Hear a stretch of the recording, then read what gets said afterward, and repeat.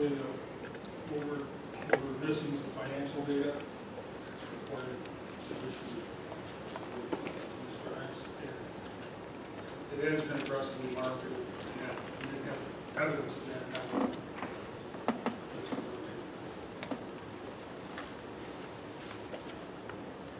Anything else you would like to add?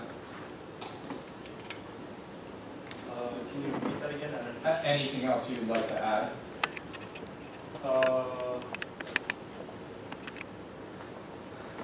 Not really. Last time I believe I was spoken. That was on my mind. Are there any other questions that the seller here would be? Yeah, I think just for the record, it would be great if the seller could come up and just talk a little bit about the history of the property. If you could come up, state your name and address, and once again, just for the record, it will provide us some additional information. My name is Brenda Schwinzer. I'm the owner with my husband John of 1843 Ridge Road Junction. I've lived at the property for over 50 years.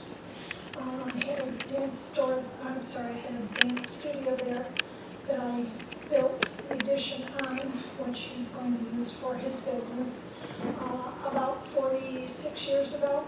And I used that dancing studio for a number of years, and then I retired from that business and turned it into a retail store and operated that for 13 and a half years after that. I'm located in a very undesirable place for a residency because there's 6 lanes of road in front of me, and I sit next to a sewer, septic, and excavating business. So that has been the problem in trying to sell the property. The location is difficult. And I'm spending a lot of money for it to just sit there for all these months. Thank you. So, once again, to summarize this application, the applicant presented his case the last time. We had requested additional information. He wants to have a automotive finishing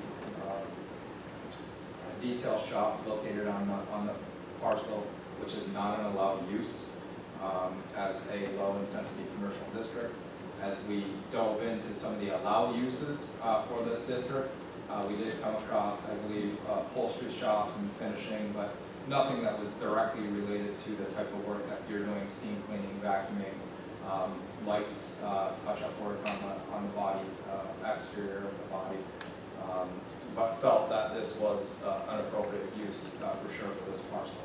The concern of the board is that we don't want this to become, through this use variance, designated as an automotive use in the terms of some type of a garage, some type of an automotive retail shop, sales, but this type of use seems to be appropriate for that parcel. I believe we did seeker during the last meeting. Can we confirm that? This is an unlisted action. Okay. We did public comment, but I will open this up one more time this evening. Anyone wishing to speak for or against this application? Seeing nobody, we'll return the discussion back to the board. Any final thoughts or comments on this application? And I think he went above and beyond what we asked him to do. Anyone care to, I would make a motion to adopt the statements of unnecessary hardship that were presented by the applicant and the entire package that he had provided between the last meeting and this evening's meeting in terms of our findings. All in favor? Aye. Aye. Okay. Anybody care to make a motion?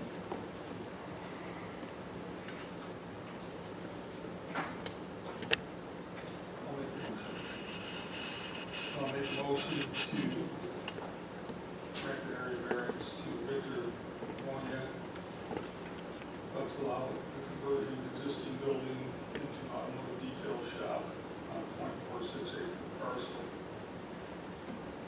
Having SBL number 066.03-1-59, located in LC2 low intensity section 225-17 of the Code of Town of Webster, with the condition that the retail shop is the only automotive use that is board approved. Any additional No, this is, intensity use, we have to go back to this board. this is strictly for auto detailing, only intricate, called luxurious work. There's no oil changing, like I said last time, the only closest thing to automotive shop-wise would be taking the wheels off the car. That's to, let's say, clean the wheel wells, and that's about it. So, do we want to have any conditions, or should we consider any conditions in terms of no retail or sales are allowed as part of this use variance? Well, I have one question. So as far as sales, I'm just thinking with him being an auto detailing shop, are we limiting him if he wants to sell compound products, cleaning materials to a customer? Is that something you'd consider doing out of the shop?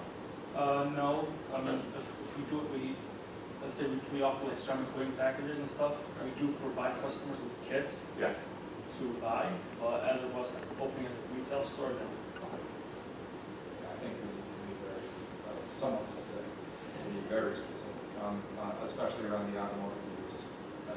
And I would definitely condition it that no auto sales or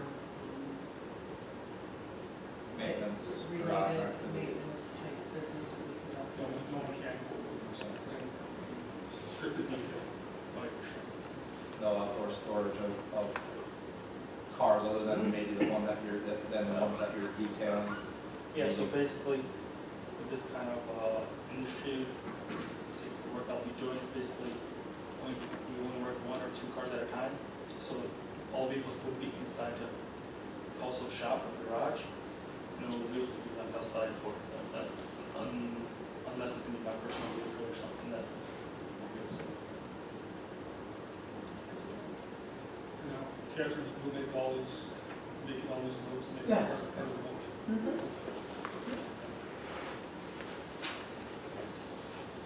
You think, John, do you think that covers enough? Well, I'm just thinking that, I did not go out to the site, but what's been described to me relative to, I think they said there's a septic company next door and other commercial properties, so I guess I would understand if this was in a different setting, why you'd want these limitations. You know, perhaps the mechanical one I could agree with, but I'm not sure why you want to fence him in, pardon the expression, any more than that if it's essentially a commercial neighborhood.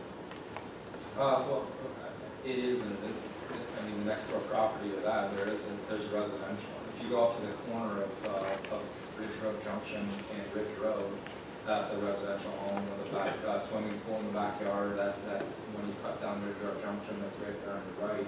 All right, like I said, yes, So it's a mixture, and there's certainly residential along Ridge Okay, Road that that's makes sense then. backing this parcel. I just heard what these owner had indicated, and I knew there was a septic place next door, so I was Yeah. just getting the feeling that it was a little more intense. But yeah, if that's the case, I think that's fine. And I think we just don't want it to turn into a used car sales lot.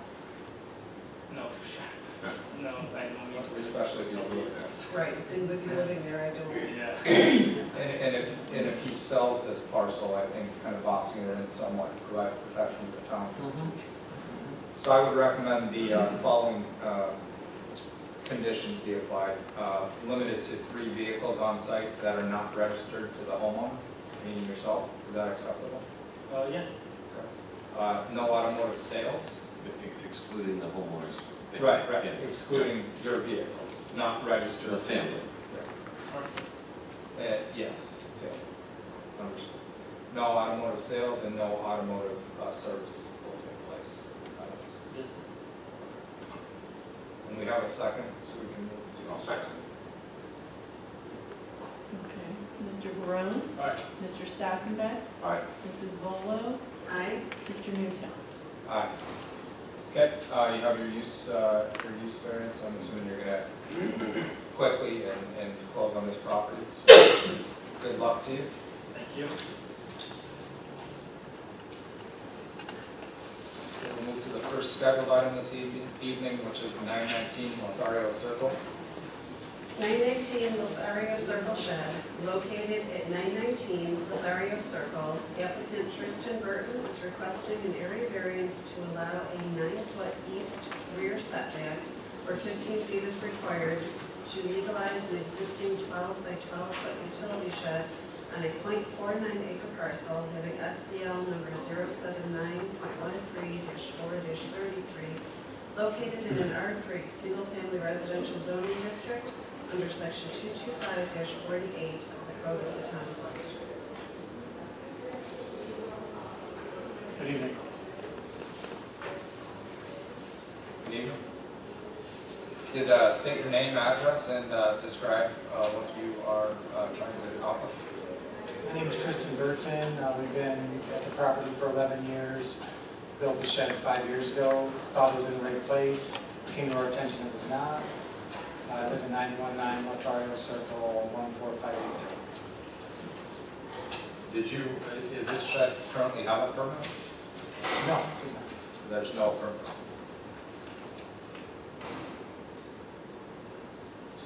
Who told you needed the variance?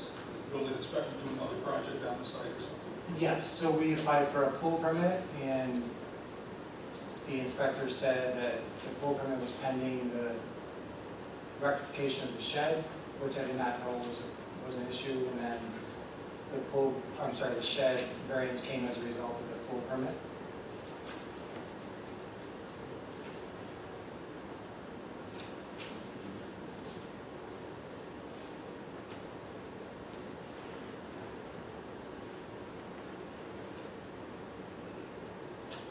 Is the corner of the shed in Josh, please look at this, in the drainage easement? It encroaches slightly into the drainage easement under 1 foot. Okay. So it's the one corner. Yes.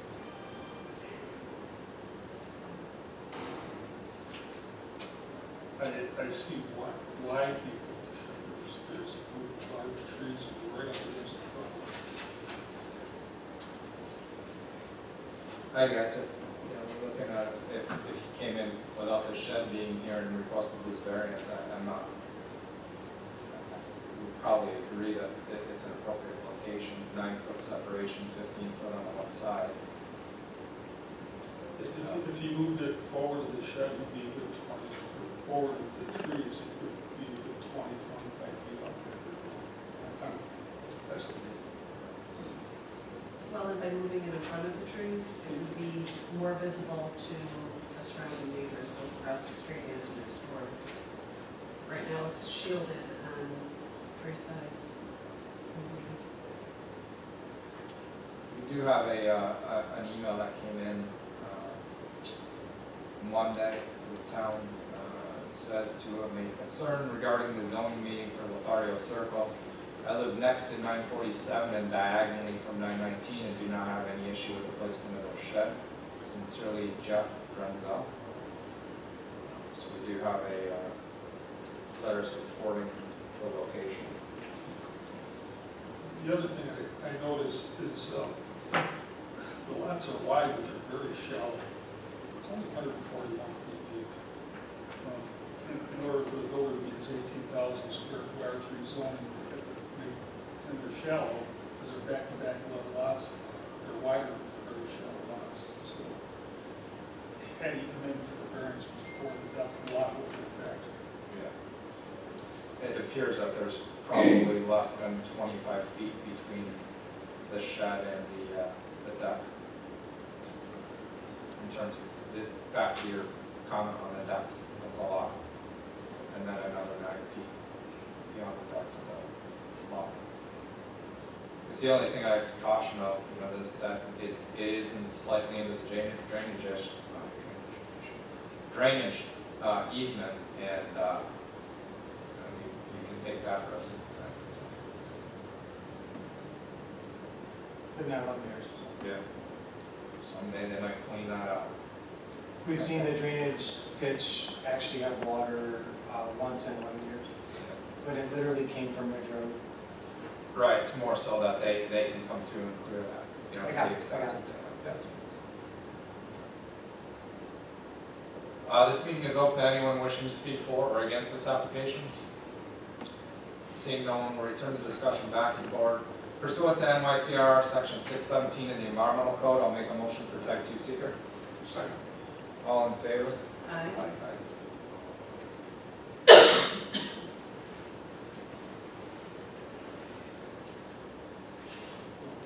Public is. I just, to your point, Jamie, had he come in before he built the shed, we most likely would have given him the variance anyways because of the depth of the lot.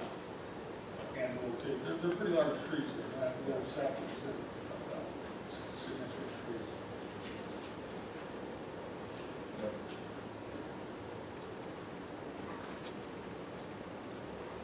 In terms of findings, you know, I mean, sheds certainly are not out of character of the neighborhood. The only concern that I would have I expressed to you, probably from more of an environmental standpoint, is you're slightly into the drainage easement, probably less than a foot, as was pointed out by Josh.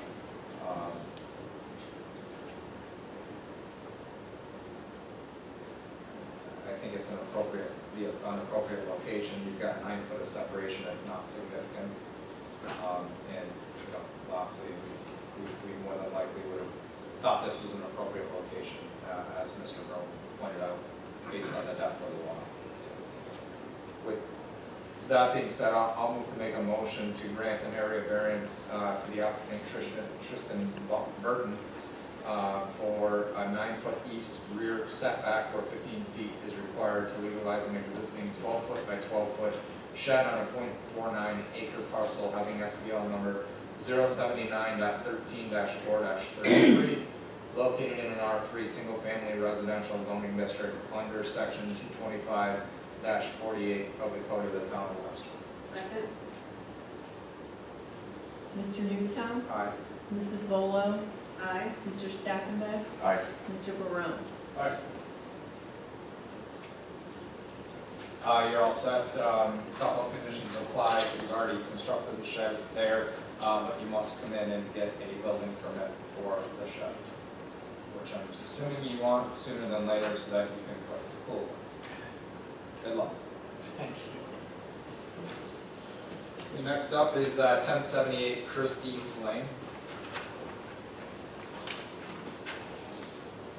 1078 Christie Lane Garage Addition, located at 1078 Christie Lane. Applicant Jim Brown is requesting an area variance to allow a 9.5-foot south side setback where 15 feet is required associated with the construction of a 15 by 32-foot garage addition on a .41 acre parcel in SBL number 080.18-5-24, located in the R3 single-family residential district under section 225-11 of the Code of the Town of Webster. Good evening. Good evening. I'm Jim Brown. I live at 1078 Christie Lane. I've been there for over 20 years.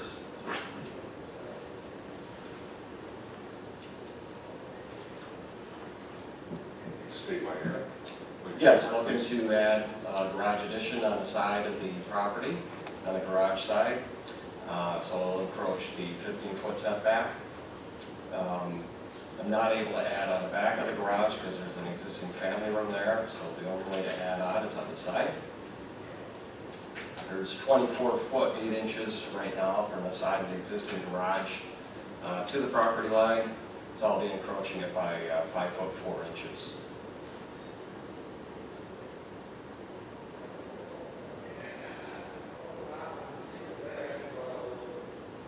In terms of the space, I see you're not planning to have a garage door on the front of it. Right. You're showing windows. Yep. Can you explain the necessity of the size of the structure?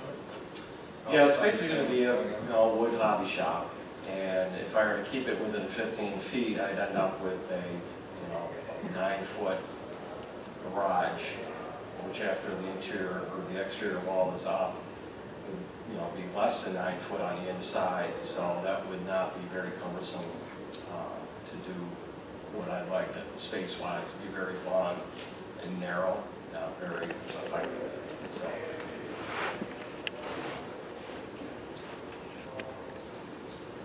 So you're about, you're just under 20 feet? It's 24 foot 8 inches right now. So I'm proposing to add 15 feet. Oh, yes, Yeah. sorry. Yes, 15. Correct. I mean, if you were to come in and ask for a third bay garage on which we've dealt with several times in the past, few months, I think we've had a couple that have come in, 2 or 3, they would be requesting a 20 foot minimum, right, 20 to 22. No, I'm sorry, for a one bay. Yeah, probably about 14 to 15 feet in that range, 14 to 16 foot, right, for a third bay. What's the magic number about 50? I'm just curious. Well, it's a nice size. I mean, if I'm going to encroach it, I needed that extra width, that's the main thing. I figure that's how I laid things out. That seemed to be a good size for maneuvering.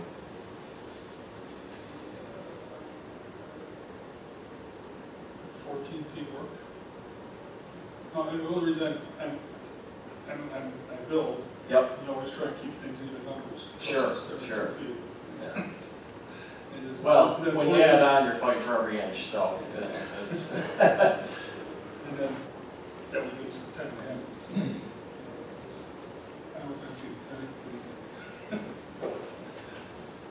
I'm just right.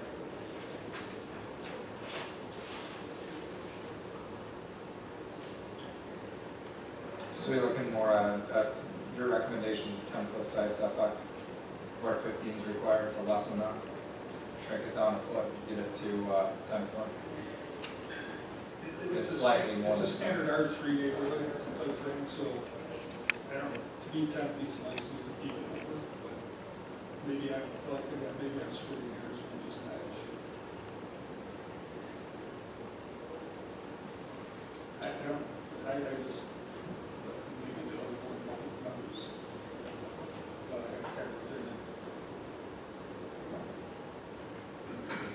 Well, you guys think about your opinions. I'm going to move on. Pursuant to MICR section 617 in the environmental code, I'll make a motion for type 2 seeker. All in favor? I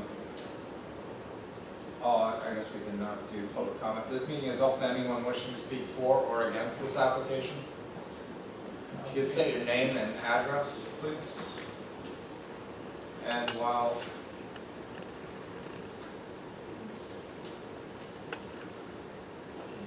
I'm John Kozel. I live at 1080 Christie Lane. My house is on the side of the where the variance is requested, and I have no problem with it at all. I would encourage the board to give him the variance. you just want to use his new hobby shed, don't you? Maybe he's getting some good tools in there. Once you go. He does have good tools. There you go. All right, anybody else thoughts? Well, that was my concern, which I guess now is alleviated. It does put the addition closer to the home at 1080, but it is the garage side of the home, so there's a window on that side, but it's a window to the garage, not a window to residential space, so location-wise, it's the least impactful to the neighbor on that side. I don't know if 6 inches makes a difference to make it 10 feet as opposed to 9.5. It's not oversized for a wood shop. I would add that there is substantial distance between those homes, between the homes that the additions go. There's a good distance. Okay. So at the end of the day, the way he's proposed it is consistent with a third bay, the size of a third car garage. If the rest of the board, I just, for some reason, 10-foot even appeals to me, that maybe it's work. But It's the builder. nobody's gonna go out and measure, oh, it's only 9.5 feet instead of 10, so, I guess, the rest of the board, has, gets a 9.5, it's fine, I will. All right, anyone care to run through some findings? I can do that. The request is not out of character with the neighborhood. If I look at it, it's a third bay garage. There's not a lot of them on that street, but around towards the end by the cul-de-sac, there is actually another home that has a side addition off the garage that's probably about this size. There is not a detriment created to nearby properties. We did hear from the homeowner at 1080 who does not have any opposition to this. And there is still substantial spacing between the house at 1080 and the home at 1078. The request is not substantial. Like I said, we call it a toss-up. There's still almost 10 feet of setback, which makes it not terribly impactful. No adverse physical or environmental impacts to the site or the neighborhood. Yes, it is self-created, but it would be no different than a third bay garage, and it's certainly not oversized for a third bay garage, and it's not an undesirable change. The only other thing I would add is that there was really no other logical place to have the connectivity to the garage. It would have to go on that side of the house. Exactly. As the applicant had stated, there is a family room to the rear of the existing garage, so it precludes it from using that location for the addition. The only other thing I would ask, did you consider it a detached structure for this hobby shop? There's not really a good place for that on the property.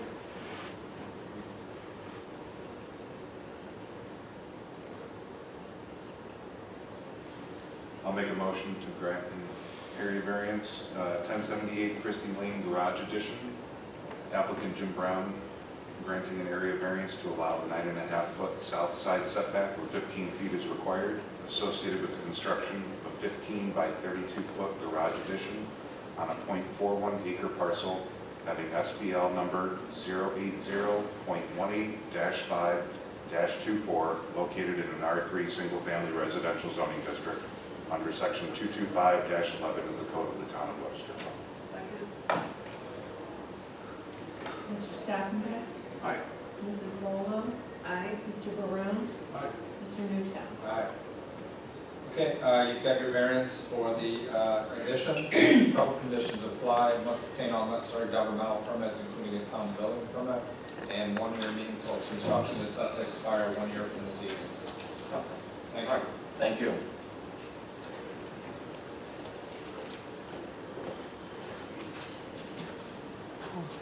Calls and support a sign. Applicant Rebecca Toombs, ROC Signs is requesting an area variance to replace an existing 195 square foot sign with a 406 square foot building mounted sign to reflect the partnership between Coles and Sephora on a 9.09 acre parcel having SBL number 079.12-1-19.111 located in an HC high intensity commercial district under section 178-7 of the Code of the Town of Webster. Hi, my name is Jeremy, I'm with Rock Signs. I'm here to propose the additional Sephora sign under Kohl's. The original was rejected, so this is the new design that the corporate people had come up with to pitch. It was rejected by planning. Yes. What, Josh, what were some of the comments of that? Well, the original proposal added a black panel to the building with black and white stripes on the vertical columns. And the planning board thought it was just too out of character with the existing plaza. So they went back to the drawing board and instead of having the Sephora over one of the entrances with all of the stripes, they've incorporated it onto the main building facade under the existing sign. If I also add, they want to replace the Kohl's letters with brand new Kohl's letters as well. But they would essentially look exactly the same. Correct, just brand new. You're just going to LED. So, I think they're already LED, but faded.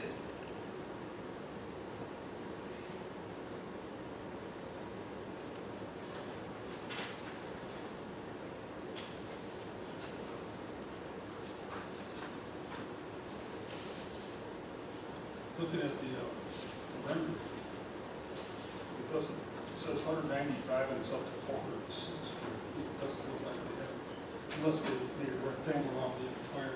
It's, They did. Yes. Because, I calculated the actual square footage oh, of the signage, and it's 249.75 square feet truly of just signage, but yes, if you box it out of the biggest part of the Kohl's, then that's why it appears to be these large sounds. the lettering of the Kohl's is the same size as it used to be, just added this. Yes. I understand. see, so just so I understand, the existing Kohl's signage, square footage is the same. It's the addition of the Sephora. That's increasing the size. Correct. That's what, I want to make sure I heard what you said. Yeah. So you're just freshening the Kohl's on both front and back and rear facade, Yes. and adding the Sephora. And the Sephora would just be added to the front, Front. correct? Oh, yes, just to the front, yes. And then the monument sign will be updated accordingly as Yes, well, but we'll there's just- no, Incorporate their current panel size to there's include no both. variance request for that, so that's already been approved. Okay.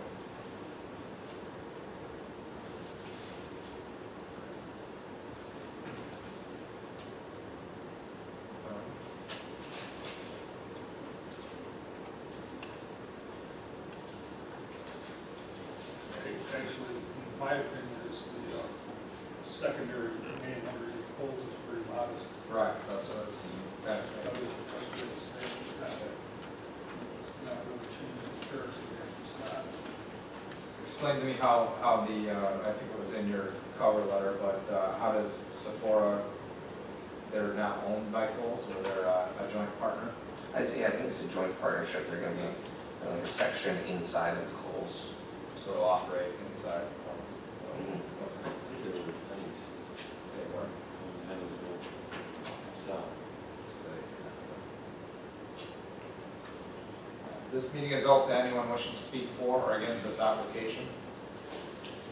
Seeing no one, will return the discussion back to the board. Pursuant to NYCRR section 617 of the environmental code, I'll make a motion for a type 2 secret. Second. All in favor? Aye. It, I think as we've heard, this has already gone in front of the planning board. They've incorporated the planning board's comments into the redesign of the sign package. The Kohl's on both the front and rear facade is not changing, it's just being freshened up.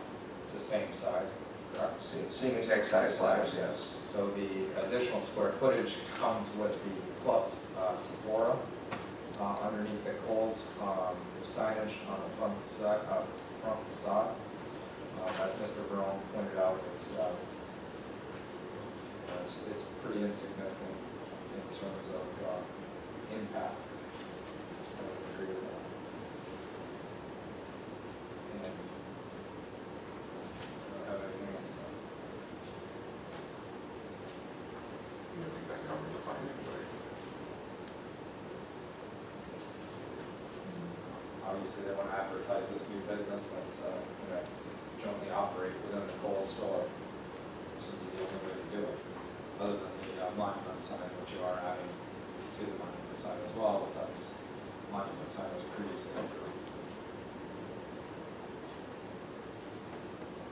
So there's really no other way to advertise the business other than what they're doing. You know, and the addition of the Sephora sign, it's not It's not at all excessive in size. It won't look out of scale. The other thing, obviously, they limited it, they didn't request it for the rear facade. Only at the front. They didn't require variance for the size, for the second sign that was previously approved. I think we probably limited that might have been why. I bet we limited the size of that rear facade sign. With the variance that was requested for the second facade sign, it was probably restricted to that sign. I proceeded with making a motion to grant an area variance to the applicant Rebecca Toombs of Rock Signs to replace an existing 195 square foot sign with a 406 square foot building mounted sign to reflect the partnership between Kohl's and Sephora on a 9.09 acre parcel having SBL number 079.12-1-19.111, located in a HC high intensity commercial district under section 178-7 of the Code of the Town of Webster. This variance is for the front facade sign only on the building. The Kohl's, existing Kohl's sign on both front and rear facade are being replaced, but it's a like-for-like replacement, just being freshened up. And I would reference the drawing package that was presented by, I guess it's titled AGI, and the drawing number, there's no drawing in it. It's the sign inventory that shows the details, and that is on page 3 of the package presented.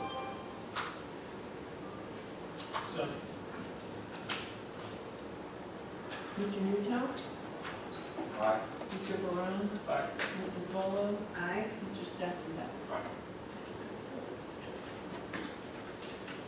Okay, you've got your variance, couple conditions apply, must obtain a building permit, or a sign permit rather, for the signage, and 1 year meeting closing construction is set to expire 1 year from this evening. Thank you.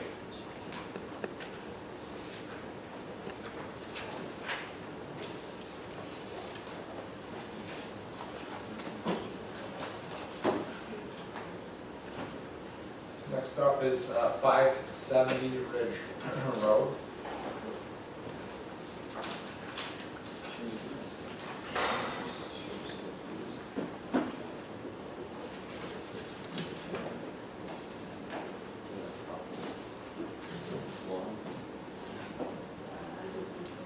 No,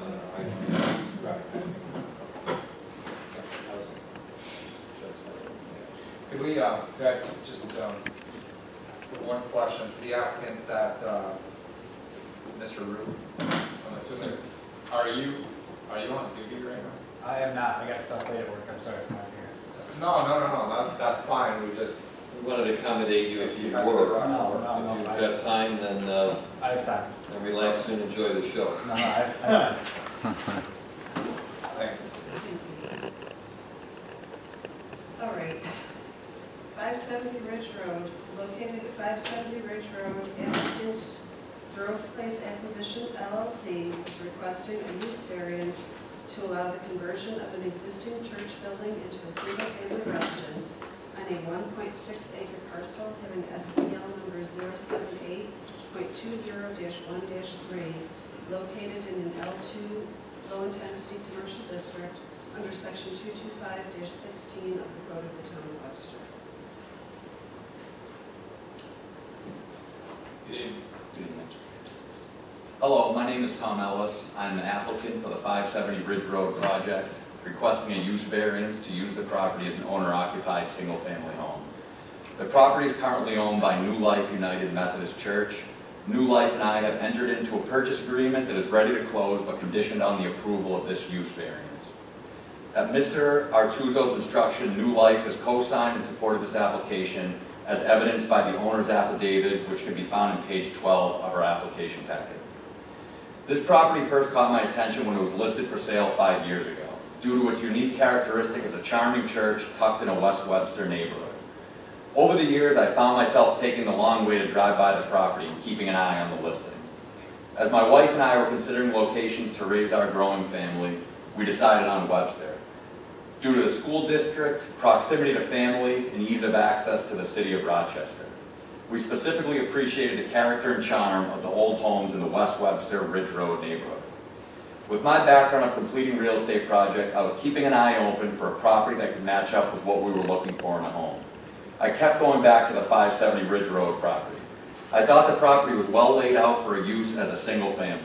As the property sat on the market, I began to think that a project may be possible. I was surprised to learn that single family was not a permitted use, considering that the property was located in a mature residential neighborhood. Upon further research, it appeared that the property, which is located in an LC1 zoning district, may be a suitable candidate for a use variance due to the challenges New Life appeared to be facing. At this time, I started gathering more information. According to town code, which can be found on page 42, there are elements that must be proven to have a use variance approved. An applicant must demonstrate the following: that a reasonable return cannot be realized, that the hardship is unique, that the hardship has not been self-created, that the request will not alter the character of the neighborhood, and that there is no other means to remedy the circumstances. The town provides use variance applicants with a helpful worksheet to complete this. In the application, these elements are addressed in detail on pages 43 through 59. I will give a brief overview of each of the elements. The first element is that a reasonable return cannot be realized. This can be demonstrated by the fact that the property has been listed for sale for over 5 years, since 2016, without a sale. The property owner and its agents have exhausted all channels to sell the property. The detailed sales efforts are outlined in the listing agent's affidavit on page 72. During this period, there have also been 8 other arm's-length sales in the zoning district, with public data available. In total, these properties have collectively sold for 140% of their assessed value. 570 Ridge is currently listed at 41% of its assessed value. Also, the demand for religious facilities has greatly fallen over the years, as the public enrollment and financial support of religious organizations has declined. Additionally, New Life has been burdened by incurring the property expenses for the past 5 years. New Life is a religious organization that runs primarily on community support and community volunteers from the town of Webster. Also, the current full market value of the property per the town is $1,666,000. The property was most recently listed at $495,000. This represents a listing price of 30% of the assessor's full market value. This is the strongest financial indicator that the property is incapable of earning a reasonable return. After 5 years, New Life has finally received a purchase offer for the property. This approval will allow New Life to sell the property and be relieved of their financial and administrative burden. At this point, New Life's hope of achieving a reasonable return on the property has long since passed. The second element in the hardship is unique. The second element is that the hardship is unique and does not apply to a substantial portion of the zoning district. This can be shown because 570 Ridge Road is the only property in the district that's a religious facility. There are 32 other parcels in the district, and 28 out of the 32, or 88%, have a residential component. 570 Ridge Road is the only property in the district that is greater than 3,800 square feet. The average property size in the district is less than 2,000 square feet. Additionally, 570 Ridge Road is the only property in the district that has been for sale for over 365 days. By all accounts, 570 Ridge Road appears to be unique to the zoning district. The third element is that the requested variance will not alter the essential character of the neighborhood. This is a very important element to us as a buyer, and currently this district consists of 32 properties, of which 17 are currently being used as a single-family home. This represents 53% of the properties in this district. Additionally, 28 out of the 32 properties in the district have a residential component to their use. An additional statistic is that out of the 32 other properties in the district, they are composed of 61,000 square feet. And currently 49,000 square feet, or 79% of the total square foot in the district, is used for residential purposes. Outside of the zoning district, 570 Ridge Road is also part of a larger neighborhood that spans Ridge Road from Gravel to Bay. This neighborhood is also predominantly residential. 570 Ridge has been part of this neighborhood since the church was first built in the 1860s. It's plausible to conclude that the neighborhood was actually built around 570 Ridge Road. Additionally, as part of our plan, the exterior will not be modified in any material way. From the exterior, there will be no way for a passerby to know that a use variance was granted. 570 Ridge Road will continue to be a meaningful part of the neighborhood under our plan. It is expected that having the property utilized as a single family will lead to better maintenance, upkeep, and an overall greater pride of ownership that will blend seamlessly in with the other properties in the neighborhood, which are cared for by their current owners, many of whom are also owner occupants. The next element is illustrating that the hardship is not self-created. This can be shown by the fact that a religious facility has been located at the site since the 1860s. At this time, religious facilities and single-family homes were permitted uses in the zoning district. This change in the zoning code could not be predicted and was not self-created. Additionally, the property has been used as a religious facility since it was constructed. The decline in enrollment and financial contributions to religious organizations and the resulting decline in demand for older religious facilities could not be predicted. Also, the stated purpose of the LC1 zoning district is to encourage the permitted uses in buildings of less than 5,000 square feet. 570 Ridge Road does not fit this description, and this discrepancy could not be predicted.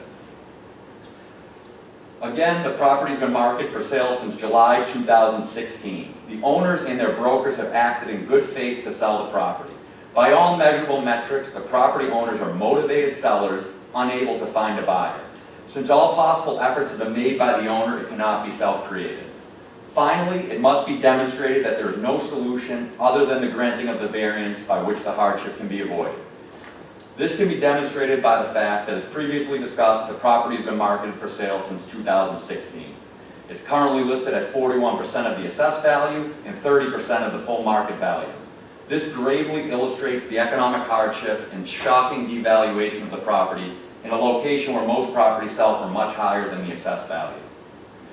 Current zoning does not permit residential use, but it appears that residential use is critical to the economic feasibility of properties in this district.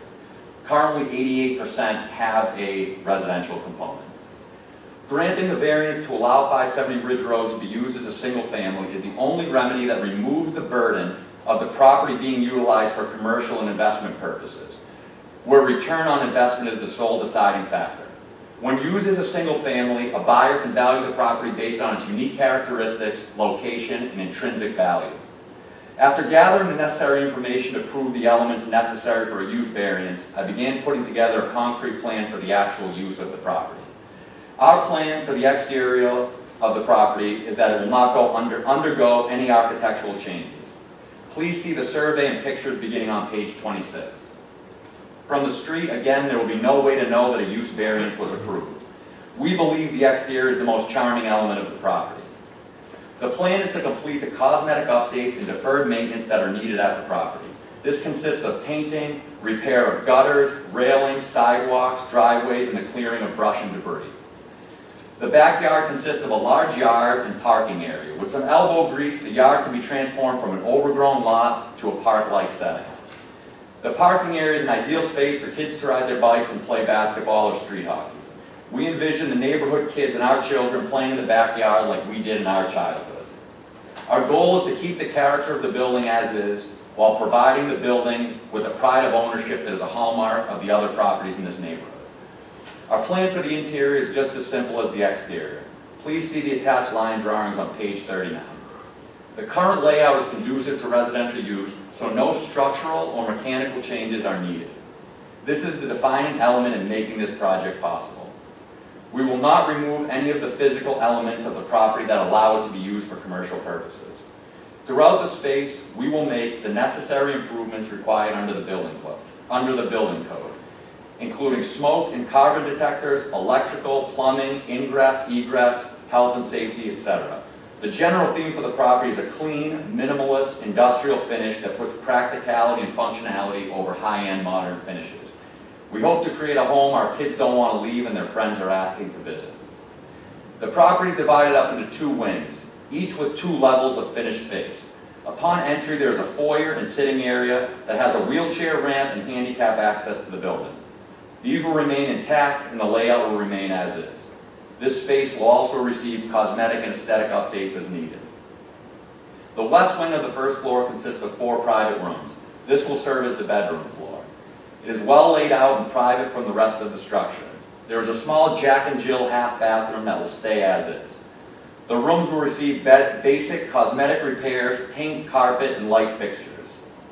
The east wing of the first level is the chapel space. This served as New Life's worshiping hall.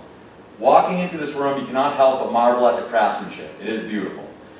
We plan to keep the configuration as is while making the necessary cosmetic and functional repairs. This open space will serve as a type of large finished basement or recreation space, the type your kids could only dream of. Part of the room will be used as a fitness and workout area. This space is the main driver of the functional minimalist concept surrounding the property. While many people would envision using this part of the building as a central living area or relocating the kitchen here, both concepts that I can appreciate, we do not believe this is the highest and best use of the space, nor does it make financial sense. Our functional and pragmatic approach to this project is based on the idea that less is more. In our plan, we see this space not as underutilized, but full of endless possibilities. We have observed in our own lives the creativity and spontaneity possible when kids are given the space to explore, create, and play. When families at the grandparents for the weekend, the kids spend the whole time playing in the barn without a TV or tablet in sight. We see this chapel space serving a similar purpose, the kind of space not available in a typical suburban tract home. Below the chapel is a below-grade area currently used for clergy offices, storage, and utility rooms.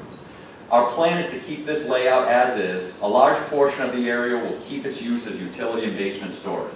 One room will be used as a library or reading room. Another room will be used as a woodworking hobby or shop area. We'll use multiple areas for craft, homework, and study rooms to supplement our children's time in school. We see this area as a structured alternative to the open concept chapel space above. Additionally, my wife and I are both self-employed. We operate a small investment and asset management business. We have a dedicated office space in the city of Rochester that we will continue to operate out of. In this wing, we both plan to use a room as a home office. We hope this will allow us to spend more nights and weekends at home instead of back at the office in the city. This is another practical benefit of the property. The second floor of the west wing consists of a full kitchen that has been used to serve the community for years. We hope to use it to serve our family in the future. There is a sink, fridge, stove, wall, and floor cabinets, and plenty of counter space, laid out exactly as you would find in a residential home. We plan to complete cosmetic updates throughout, leaving the layout as is. Off the kitchen, there's a large room with plenty of natural light. We would utilize this room as an open concept living space with a seating and dining area. This space will continue the clean, minimalist, industrial concept. We see this serving as a central gathering place for our local and out-of-town family and friends. Adjacent to this room are 2 bathrooms, each containing 2 toilet stalls. We plan to convert 1 stall in each bathroom to a shower and tub. The drain and water infrastructure are already in place. They will both become code-compliant full bathrooms. Additionally, we plan to conduct a comprehensive review of the building's mechanical systems. We will complete any necessary repairs and create a preventative maintenance schedule to ensure that the building is well cared for into the future. In order to complete the project, we do plan to carry out a majority of the labor ourselves. I have a well-rounded construction background of successfully completed projects of a similar scope and size. We look forward to this project being a labor of love and want to pour our sweat into it. However, I am aware that there will be work that is outside our skill set or that requires permits and licenses. We have a network of experienced subcontractors to complete such work.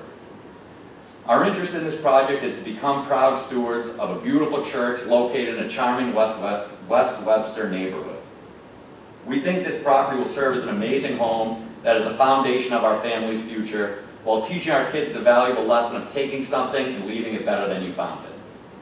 I'm grateful to have the opportunity to potentially provide my family with this functional space under one roof. Looking at the property through this lens is what has allowed us to make a project work where no one else has been able to find a solution for the past 5 years. As passionate as we are also realistic about the financial requirements. We are certain we have prudently allocated the necessary resources to complete the project under any potential circumstances. I ask that you would consider granting our use variance request to use the property as an owner-occupied single-family based on our full application. We believe that this is the minimum variance necessary to provide relief while at the same time taking care to protect the character of the neighborhood we would love to become a part of.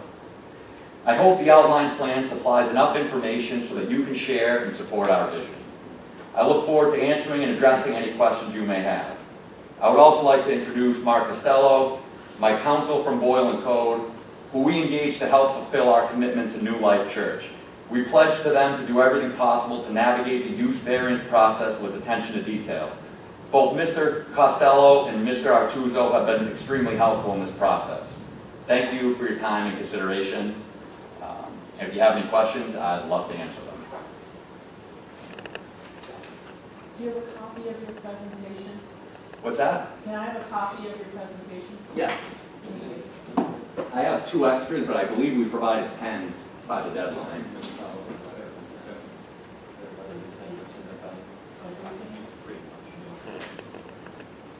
Oh, okay, never mind, I got that.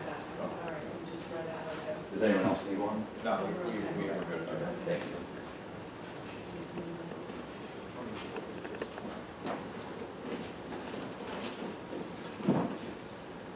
We would have appreciated if you would have been a little bit better prepared and more thorough. I appreciate that. It's my first time going through the use variance, and obviously the process was a little daunting, but it's been a great experience to learn about it. And yeah, like I said, with Mr. Artuso was very helpful, and the town of Webster definitely supports people trying to figure it out, so we appreciate that. I have a commemorative plate, the one that you show on page 404, page 38. The First United Methodist Church of Webster, New York, founded in 1863. I purchased a church in northern New York that has the same commemorative plate that was constructed in 1872. So when I looked at this, I'm like, wow, that's the same. And we hung it up in the church that we bought. A little bit different rural setting, more Little House on the Prairie-ish, but we converted it into an Adirondack cabin and used it as a little getaway. Oh, very cool. Thanks for sharing that. Appreciate it. Yeah, I don't think you could have presented anything else. No. I think you pretty much nailed it. The biggest thing to me is this property's set for 5 years. It's got all the financial hardship data that's been provided. Obviously, it's been marketed with no luck. I'm quite familiar with the process. I'm quite familiar with the number of churches that are going to come into this scenario in the near future in terms of sitting on the market or being prepped for sale. This, as you pointed out, 88%, I think you said, of this neighborhood is single family or residential in nature.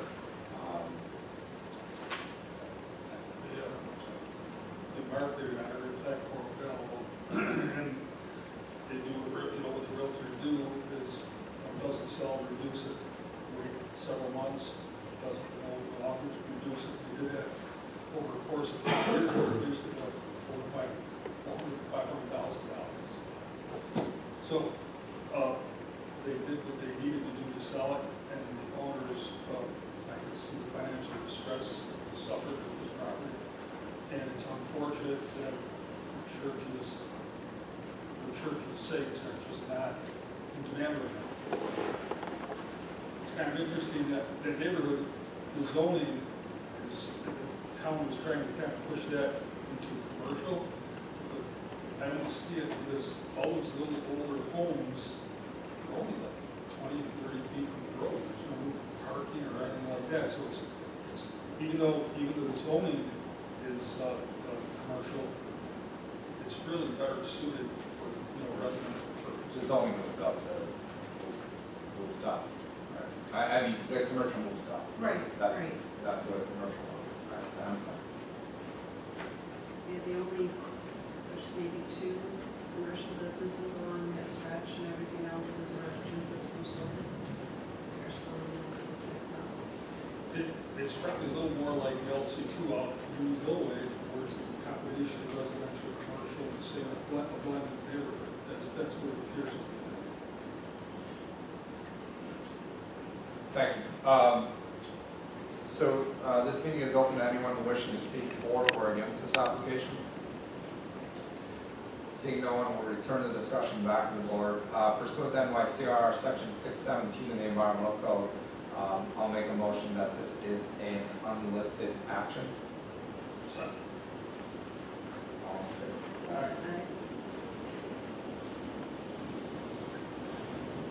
I don't see any detriment, to this being converted into a single-family residential structure. I think we've touched on a lot of points. We would certainly adopt what the applicant has prepared for us in terms of our findings with respect to the hardship on the property, for the property, I should say. Anybody have anything else to add? Fully supported, but I think there have been a million other commercial businesses that would have been a detriment to the structure and its historic value. I think we all can appreciate what you're bringing to the table to save the outside facade and keep its original appearance. So thank you. With all of the potential uses that, even within the allowable uses, this is certainly the least compared to the residents on either side across the street of this. Certainly less traffic. Single-family residential, And certainly, your larger intent met the requirements. This is one of the biggest struggles that we have with the use variance. There are the standards, the package that's prepared, and certainly meets the requirements for use variance and the conditions set forth within that code. So, I don't think there's anything else to add. We would adopt everything that we outlined in the package. And I would make a motion to grant a use variance to the applicant, Grove Place Acquisitions LLC, to allow the conversion at 570 Ridge Road, to allow the conversion of an existing church building into a single-family residential residence on a 1.6-acre parcel having SBL number 078.20-1-3, located in an LC2 low-intensity commercial district under section 225-16 of the code of the town of Webster. So, All in favor? All in favor. How about that? Mr. Newtown? Aye. Mrs. Bola? Aye. Mr. Stefanik? Aye. Mr. Barone? A couple conditions apply, must obtain all necessary governmental are actually use variance. So I guess, obviously anything related to the building structure, you'll probably have to have a building permit. But in terms of the use, it's not for. Thank you very much, appreciate your time. Okay. Good luck. Good luck. Okay, let's move on to 227 Lake Road. 227 Lake Road, located at 227 Lake Road, applicant Albert Lucio Jr. is requesting a use variance to legalize an existing four-family dwelling on a .24-acre parcel having SBL number 063.09-1-42, located in a WD Waterfront Development District under section 225-22 of the Code of the Town of Webster. good evening, I'm Albert Lucio. I purchased 227 Lake Road, May of 2019, with the understanding that there was 4 tenants in the unit. I bought the property as is. In the purchase offer, the seller, which was an estate, Mr. Al Fordham's property, and his daughter was in charge of the estate, actually wrote in the purchase offer that she wanted the tenants to stay. The same tenants have been there since I purchased the property. Through COVID, none of them have ever missed a payment. I've not had any issues with them. My intent was not to change any of the footprint, to remodel it, clean it up. Originally, I had negotiated for the estate to remove all the debris from the property They left, their way of garbage, removing garbage was a 6-yard dumpster with no bottom to it. And then every 6 months, they would come with a grapple and put it in a dump truck and take it to the dump. Obviously, I removed that and put a 40-yard dumpster there, about 2 or 3 of them, to clean up the property. The septic system had failed. I find that there was a pump when it would fail in the past, they plug it in and pump the extra into the bag.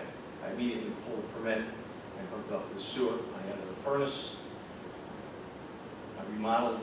When the septic had backed up, the lower unit was disgusting, and I remodeled it, and that's when the building inspector had noticed. He had thought I was adding a unit. I was just repairing the unit that was just not livable or usable in the bathroom. Again, my intent is to first repair the break wall, if granted the variance, continue to clean up the property. Again, I don't plan on changing anything with the property, the size of the unit or anything, just remodel them. I'd like to side it with windows on and gutters, take care of the landscaping, make it so that it is profitable to carry itself. Bought it as multifamily, not realizing that there was an issue with the multifamily from 2-family to a 4-family. Help me understand, when you purchased it, how many tenants were in there? There's 4. There's 4 leases that were given to me. One of their 4 tenants? Yes.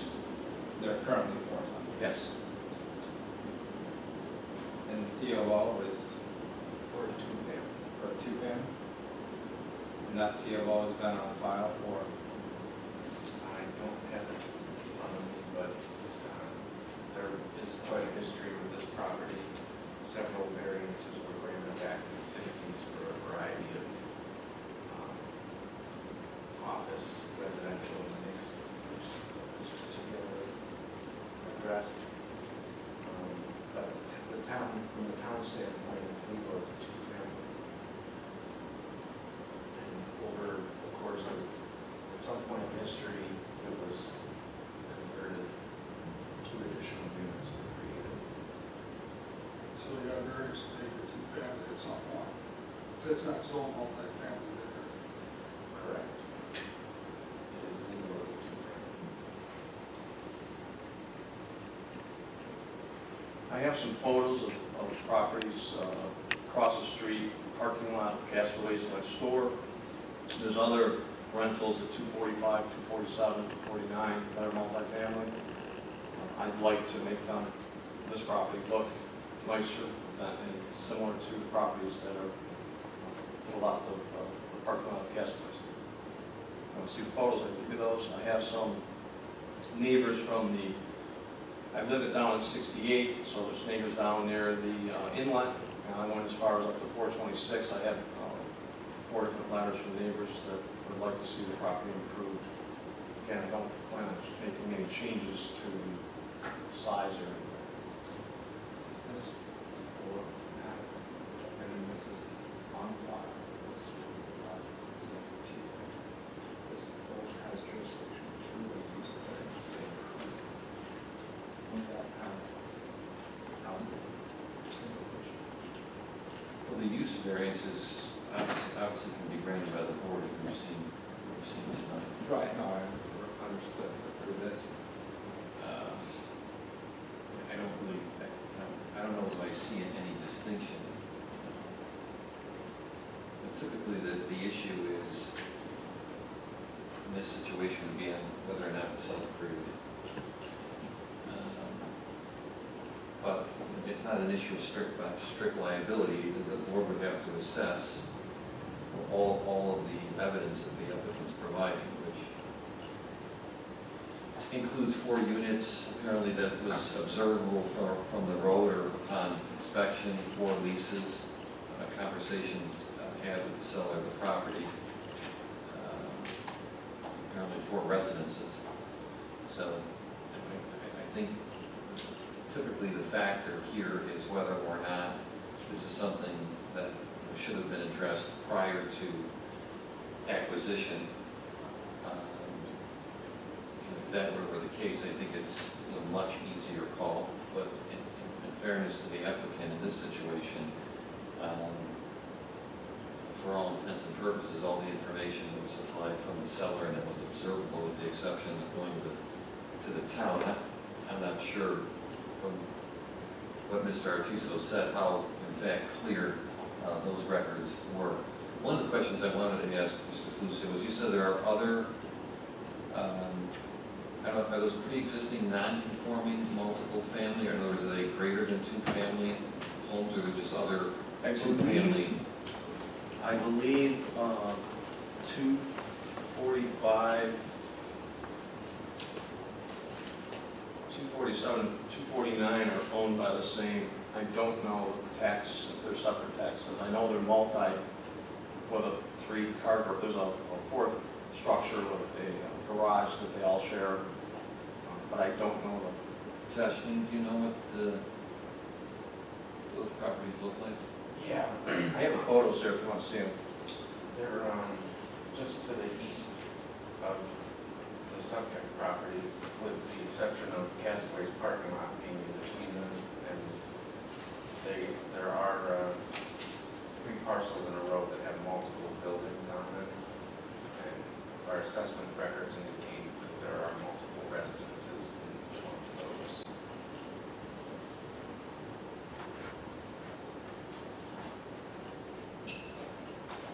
So they're actually listed as multifamily in the tax rolls? Yes. Okay, because that's when I was looking, of course, I don't have access to everything. It looked like everything in that area was at least on the record as a single-family residential. But 245, it doesn't show, the site that I'm limited to didn't show that there are multiple buildings. It just shows that it's a two-family or a single-family residential property, as is 251 and 257. Yeah, these all appear to be built between 1910 and 1920, Right, they were all cottages. but they are assessed as multiple residences.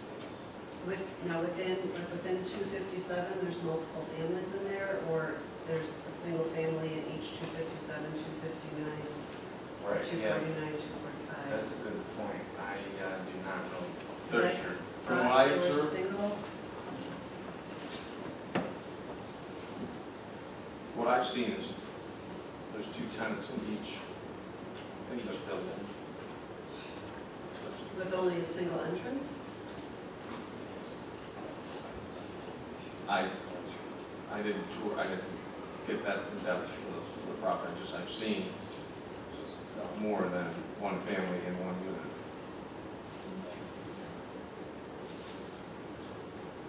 And the restaurant is across the street.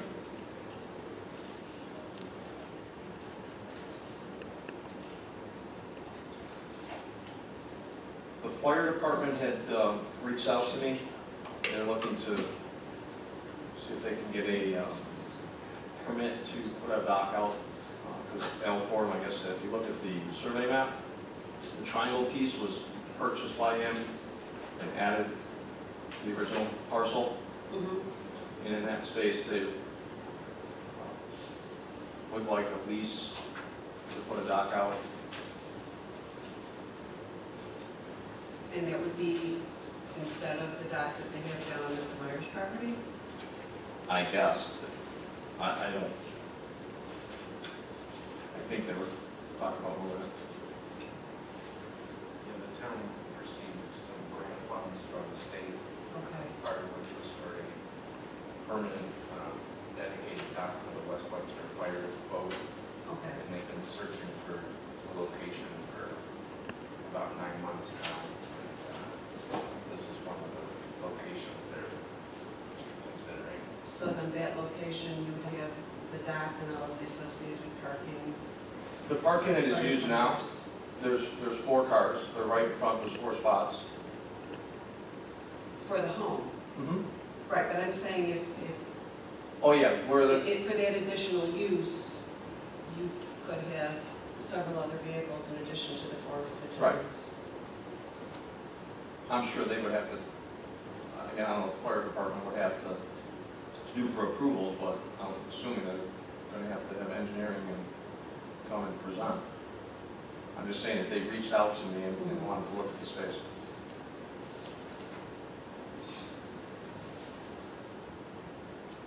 I was looking at the rent schedule. What surprises me is you can fit 4 apartments into 1,800 square feet. With hallways and access, and, fire escape. and all So that. there's 2 up, and there's a studio and a 1-bedroom on the first floor. No, there's an overhead door on the front. Is that living space? He's there? got it, yeah, behind that is the kitchen. He had it closed off. I mean, I would professionally remodel the exterior.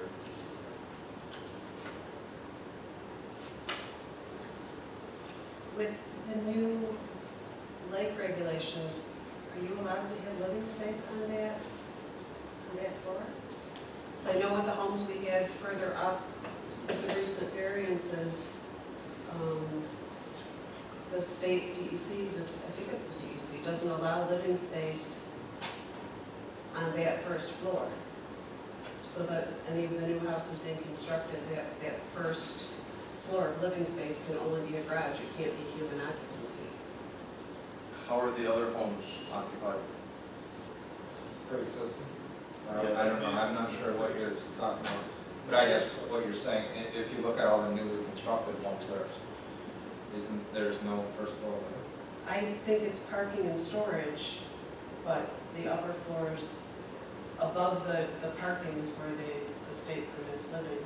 No, I know, and I know what she's saying, because I've read that as well. So does that also count, is what I'm wondering, toward a remodel then, what you're thinking? Well, and that's what I don't know. Is it it's a remodel that wasn't originally permitted? Or is it on record as being living space? I don't know how those DEC regulations. Well, I can speak to the fact that when FEMA adopted the most recent flood maps in 2008, anything built from that point forward would have to comply with the elevation Okay. 2 feet above the base flood elevation. So this property's obviously been here much longer, and if it was used as residential on the ground floor, it would be considered grandfathered in. Now, when you go to remodel or invest in a property that is, a portion of it is within the floodplain, you have to be careful, because if you invest more than 50% of the current market value, it then triggers it to need to comply with today's FEMA flood regulations. So I would caution you to, and So- we've had conversations about. The way it reads is that you're not allowed to increase the property by 25% or increase the more than 50% of the value of the property. So the remodeling cost would not be more than 50% of what the value of the home is.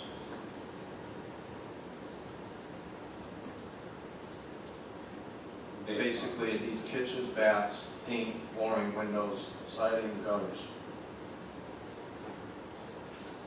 And who determines that? I've run into this where, if what we put into it is deemed by the building inspector to be more than 50% of what's there, you have to comply to the legal code. It's not grandfathered.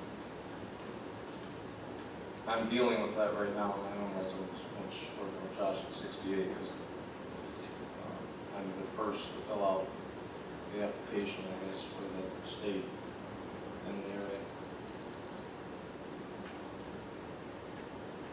And being in the kitchen and bath flooring business, it will be done under the 50%.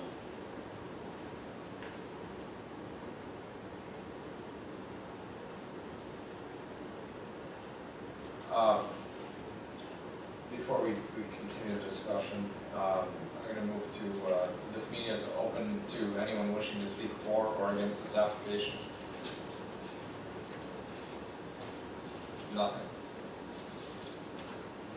Okay. We did receive a few emails that I will read into the record. 213 Lake Road, Dana Pier. This property does not meet the minimum qualifications to be zoned multifamily. The adjoining property does not have adequate distance and it's a safe harbor away from multi-dwelling. There's only 5-foot sidewalk between 223 and 227 Lake Road. This could cause noise, congestion, and duress to the current neighbor. With traffic and so many people so close.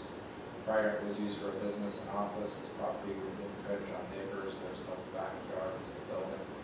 There's also the issue of parking. The driveway connects to the other property and would infringe on it.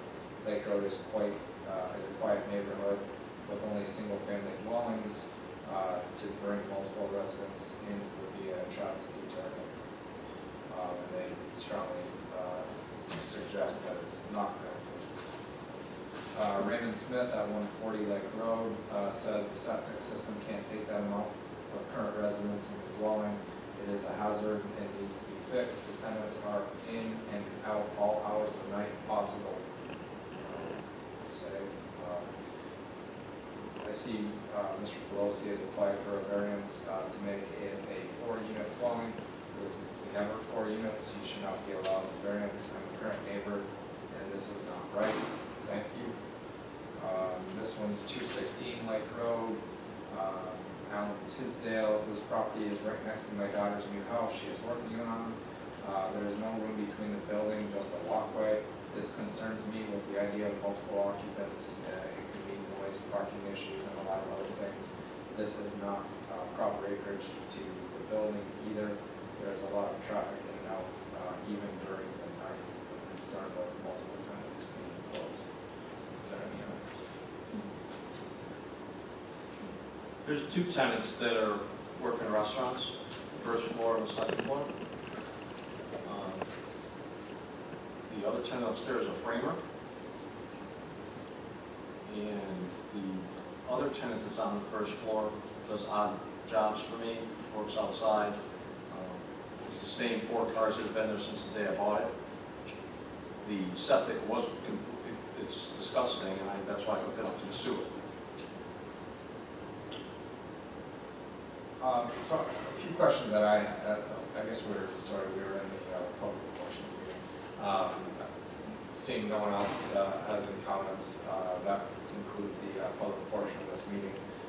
Pursuant to NYCRR section 617 of the Environmental Code, I'll make a motion for an unlisted action for the use variance.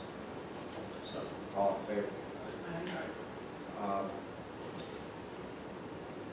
So, you saw that the gentleman before, we had a few issues recently with the information provided, maybe the presentation of the information. I think, in my mind, we need some additional information. One, I know Mr. Artuso has stated that there's other multifamilies in the district. I think I'd like to understand what they are, how they're configured, and better understand what that neighborhood is. What does it look like? If you have, hopefully you have copies of the original lease. I know I always keep leases. You have them. From an existing and when you purchased the property? I was told there was 4 leases. At closing, the 4th lease they gave me was from a property that they owned up on Ridge Road, and they had moved the tenant down before, like 2 years, 3 years before I bought the property. So one of the leases is renewed for closing, because I wanted to have a lease at closing. And she was adamant, if you read the purchase offer, she wanted me to keep all 4 tenants. She was adamant. She called me up after. I don't know if you know the history of Phelps' wife or daughter, but it was the neighbor. They bought the property next door. They can probably tell you more about I think they had more dealings than I do, because again, I just bought it as is. I never really went in it. And those leases, I've not changed any of the rents. I don't have any leases. Do you? Does anyone have copies? You have no copies of any leases? I just got the list. Believe they're turned in. I have them if you want them, obviously. I think we need full copies of the Sure. leases, especially whatever was turned over to you at the time of closing, and any documentation that it was a 4-family when you purchased it, whether it's written notes that were taken or documented by the Well, attorneys? the closing, Anything? the closing statement lists the four That pieces. would be, we just need more. Sure. Okay? Copies of the leases, copies of the closing statement, documentation of any conversations, you know, get some information around the multi-family units in the neighborhood. You know, are there more than two within a single building? How are they configured? Details on that. I think we've got the information on the FEMA issue that Josh pointed out is clear now. You know, the market rate, help us understand if you converted this to more of a upscale luxury two-bedroom, you know, maybe you're running into other issues, why you couldn't do that, you know, collecting $1,500 a month in rent, $2,000 a month in rent, if you converted it into a two-family, maybe it's not feasible. Help us work through these scenarios, right? So you say, if I do that, then I'm into X, Y, and Z. Now I gotta comply with the FEMA requirements, right? So these are the types of details that I think we need to tease out of this so that we can be better informed to make a decision. Okay? Anything else that you guys can think of? Could we get a drawing of the layout of the four apartments? Is it just, the building just doesn't look large enough to support four families? Okay. And more details on what you plan to do. I'm gonna put $5,000 into two kitchens, right? Give us, you know, kind of a spec out of the materials, this is what I plan to do. I'm gonna paint the exterior, this is what I wanna do to the property. I think we just need, you know, I don't wanna go back to that last application, but you saw the diligence that gentleman went through to provide his case for the use variance. We need to understand this a bit more. Josh, problem. go ahead, I'm sorry. No problem, I can get you all that information. Do we know the separation between 223 and 227 setback-wise? When you say separation, The distance between the two dwellings? 5 feet? Because it looks like they're There's a sidewalk, right on top of each other. and there was a new fence. I don't know who put up the new fence. That was there. So there's a new fence that's put between the two properties. When you walk into the backyard, you know, it opens up, but when you walk between the houses, it's only about 5 feet. There was a 60-foot antenna or 70-foot antenna. I took that down because at one point, he ran his shop out of it. I think we'd also like to, you know, understand better, you know, through a statement, maybe what, if you're not granted the 4 units, what will you do with the property? What does it become? You don't have to answer now, but Yeah. I've run the numbers. explain that to us a little bit better, right? If I can't have 4 units, I have to put it on the market. Or I suppose, potentially, if the applicant was interested, it could be a compromise. So I guess you need to consider that as well, in terms of the 3 unit rather than 4. See what we're driving at? I think you understand that. Sure. So, No problem. I make a recommendation that you table this to July 26th. No, I'm just gonna lose. That's the final deadline. So it's July 27th. July 27th. Can you get the information compiled Sure. by, when would we need that?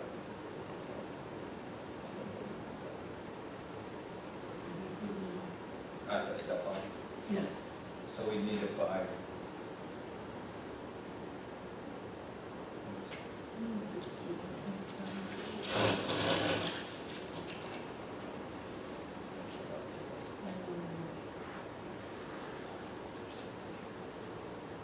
I mean, could we do August 10th and provide it by July 26th? Gives you a little bit more time. Yeah, that's, I'm sure you don't care. I have a conference next week, so that works out good because I'll be out of town, so. All right, why don't we do that? Why don't we table it to August 10th and provide us the additional information by July 26th? Okay. If you need more details on the information, just, you can reach back through Josh or to me. Okay. Yeah, like 247 that is listed as multiple? Yeah, according to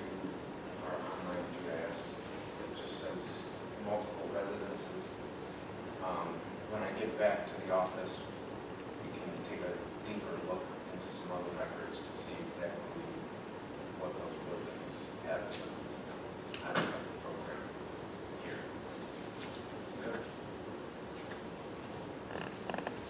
Thank you. That's it. Anybody think of any other information? Good. Yep. All right, so you're fine tabling to, all in favor of tabling this to August 10th, 2021? Okay. See you in August. Thanks. Did you want to keep those photos? Yeah. Yeah. Okay. All right, last but not least, 1705 Shell Creek Terrace. 1705 Shallow Creek Terrace, located at 1705 Shallow Creek Trail. Applicant Daniel Burton is requesting an area variance to allow a 4-foot east side setback where 10 feet is required and a 27-foot west front setback where 40 feet is required, associated with the installation of a 6-foot vinyl privacy fence on a .67 acre parcel with an SBL number 066.01-2-81, located in an R3 single-family residential district under section 225-77 of the Code of the Town of Webster. Good evening. Good evening. Sorry for the appearance again. No I got problem. stuck late at work. As stated, I'm Dan Root. I just bought 1705 Shallow Creek Trail, and I'm attempting to put a 6-foot white vinyl privacy fence up, which obviously encroaches on the town code for 6-foot fences. I don't want to bring in a 10-foot on all sides to preserve room in the back.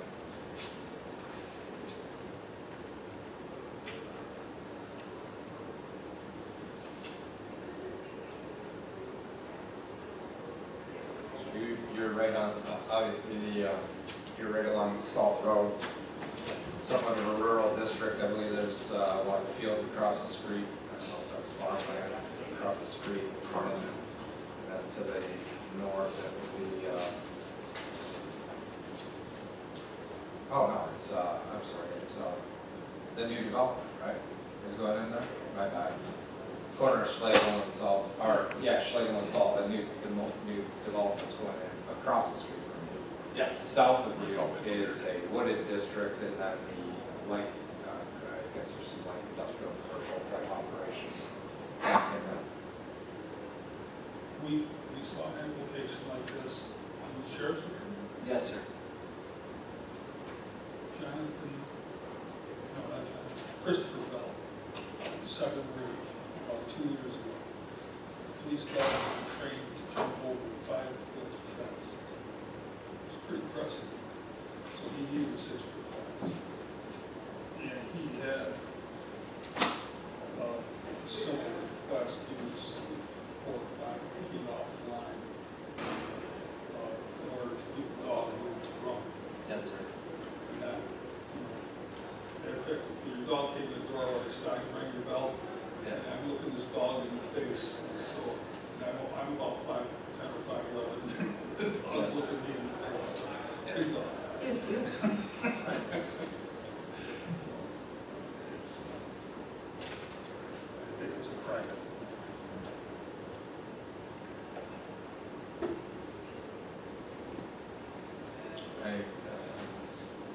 I think there's been 2 instances that I can recall where 6-foot tall fences are an exception with this board. Why? For several reasons, but we won't get into it. And I think the other 2 that I can think of were related to training canines on Webster. So I understand the need for it.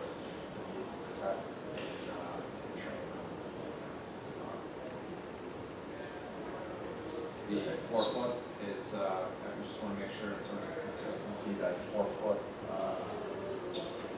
setback is appropriate.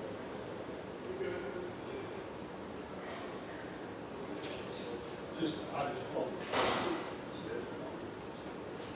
it? it was honestly, it was a rough estimate. There was a set of bushes there, which I've since removed, so I was going to keep the bushes and go on the inside, my property side of them.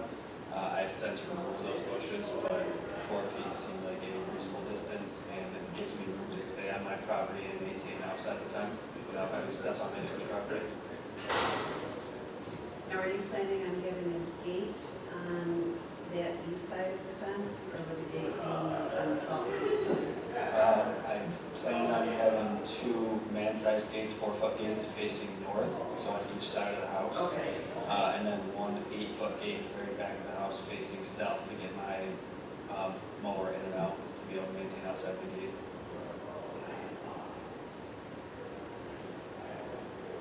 This meeting is open to anyone wishing to speak for or against this application.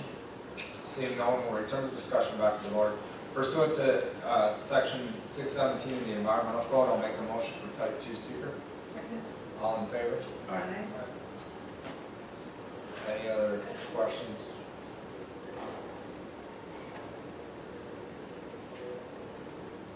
Comments?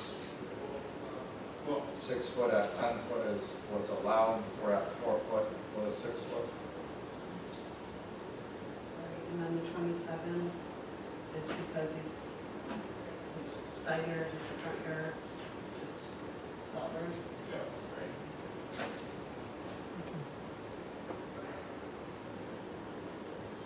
Salt road side is no issue whatsoever. Just that 4-foot size. Got the letter of support from the neighbor.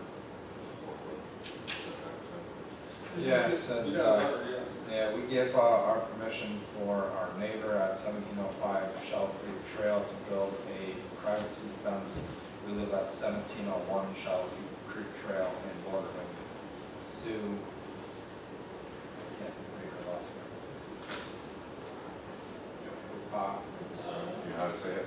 I do not. I know Sue next Oh. door, and that is the one Okay. side where I would be 4 feet. Well, it's Sue from next door. All right. For everyone feels 4 foot's reasonable to provide the adequate space to train the animal. He's got maintain the outside. That's typically the minimum we look at as far as making sure that you can maintain the outside of it. You're not taking into consideration. The neighbor on that side is in favor of it. The neighbor at 1701, their house is actually biased to the east, so it still won't appear that it's right on top of their property.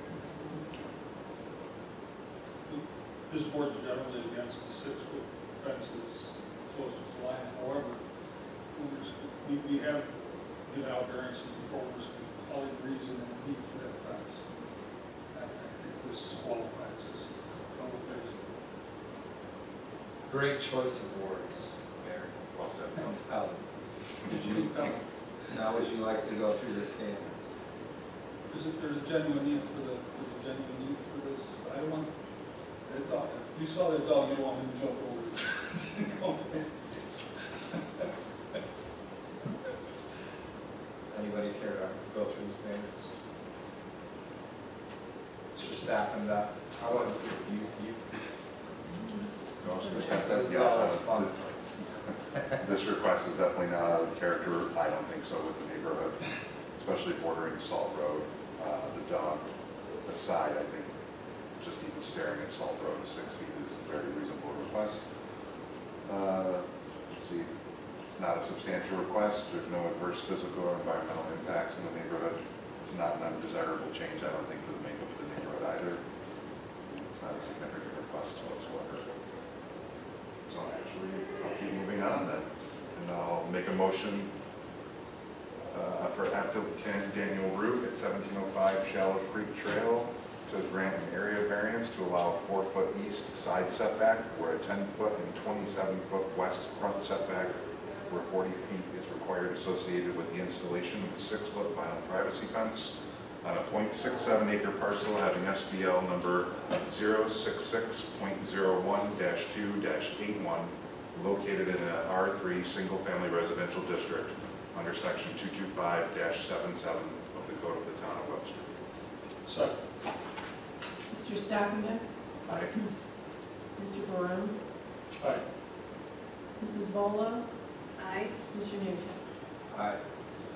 I just, once again, to Mr. Brown's point, all joking aside, I'd just like to make sure that there's differentiation between this application and many others that come in front of this board requesting a 6-foot fence.